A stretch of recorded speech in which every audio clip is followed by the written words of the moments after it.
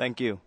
Ms. President and distinguished delegates of the Council, my name is Adam Briscoe. I speak to you today as a representative of the 200,000 students of the European Union of Jewish Students. Parallel to the doctrine of which this body operates, the EUJS is devoted to entrenching the rights and voices of minorities. EUJS ensures that the voice of Jewish youth is heard on threatening issues such as the delegitimization of Israel and European anti-Semitism. I would first like to express my deepest concern by the previous accusatory, flagrant, and contradictory statements of Palestine and Syria. The Syrian representative has stated that Israel is the last country to speak about human rights and democracy, while over 7,500 individuals in Syria are dead at the hands of the government. Mr. President, today I question you on the support of Israel, the sole Western liberal democracy of the Middle East. Established within this great organization in 1947, as well as the peace-oriented minorities of the Middle East.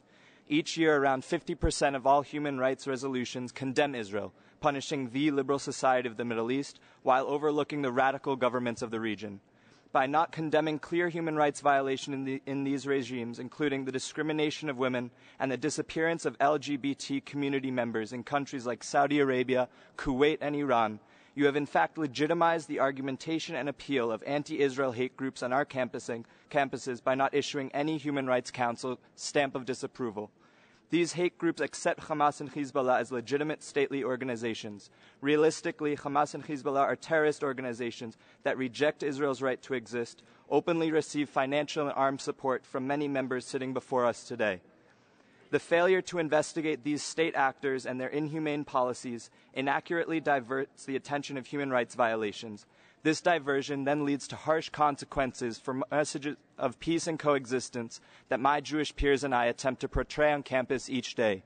I ask you, how is this council standing up for Israeli human rights? How many members of this council have actually been to Israel and the territories to see the situation firsthand? And finally, what was the last time this council upheld human rights of innocent civilians in Sderot, who are victims of thousands of Hamas rocket attacks each year? Mr. President, we are living in an age of scary realities for Jews in Europe and Israel.